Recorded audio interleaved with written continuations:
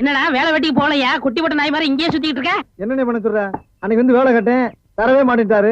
நீயாச்சும் ஒரு வார்த்தை சொல்லி ஒரு ஓரமா உட்கார வைக்கப்படாதா? அட போடா, நானே சம்பளம் கூட கிடந்து கொடுக்க மாட்டேன்ட்டான். ஆமா, இவ்வளவு சம்பாதிக்கிறாரு, இதை வச்சு இந்த ஆளு என்ன பண்ண போறாரு?